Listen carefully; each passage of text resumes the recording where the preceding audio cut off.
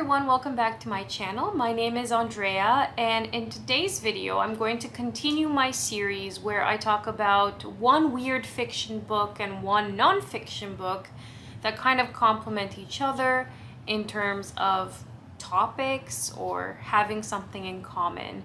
So far, I have done ships, Antarctica, cats. I think that's it so far. Though I have a few in the works. Sometimes I've already read one, but I plan to review it when I read its match. But this past week, I have been very into the Kraken.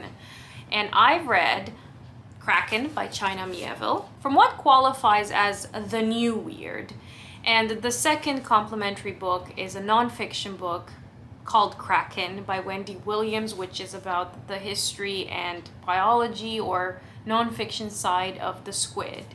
And I guess I have a lot more to say about this because the nonfiction work, in all honesty, first of all, was very short. I was surprised as to how quickly I flew through it.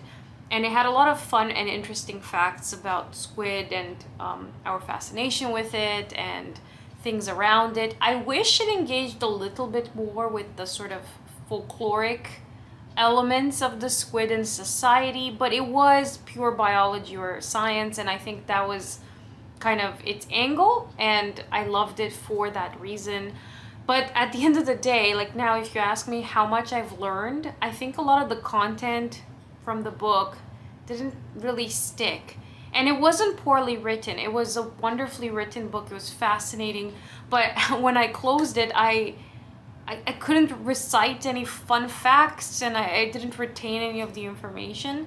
And then I took a pause from that one and went back to what I consider to be my Bible, the Seafaring Lore and Legends book. And it's funny because on the cover you kind of have the fictionalized legend of the Kraken taking down an entire ship. And in this book, there is a section on the origins of the Kraken and how the first time it was used in terms of how we know it today in this fictionalized sense, it was in the 1700s. And this monster is known to have been lurking around the Scandinavian countries, specifically in those waters.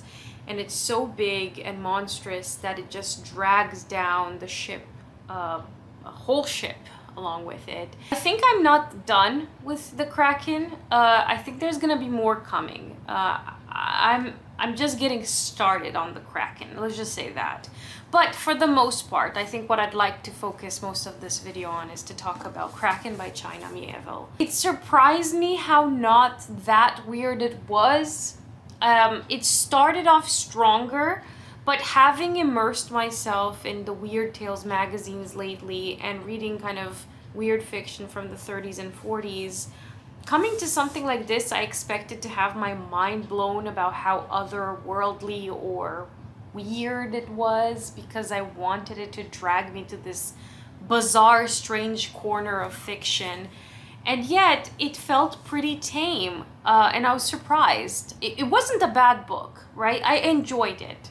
It was a solid read, but it took an angle that I didn't expect. So we follow the main character, Billy, and he is a museum curator, and he oversees this large squid, or kraken, I guess, that is on display in the museum, and he comes in to do a tour like he regularly does, and then all of a sudden he realizes that this giant kraken squid is gone.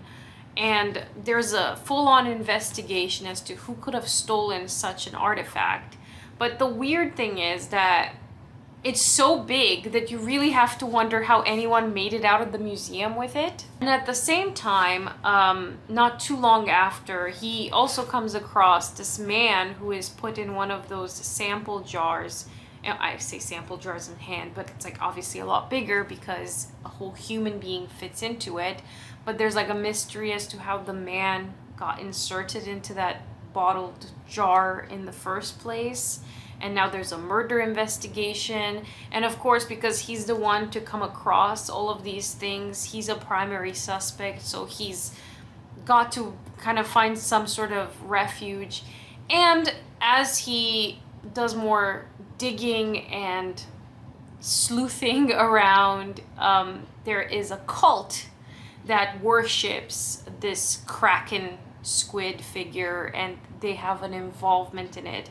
So I guess this kind of cultish, Cthulhu-ish sort of vibe is definitely there. But what surprised me was just kind of the slow, gentle way it walks you through all of this, and how you have this museum, natural history component. There are Lovecraftian elements all over it, specifically about, you know, like the story of the night at the museum, the Cthulhu mythos, and all of these things. It's just, I felt like this was a lot tamer and kind of baby stepping you through it.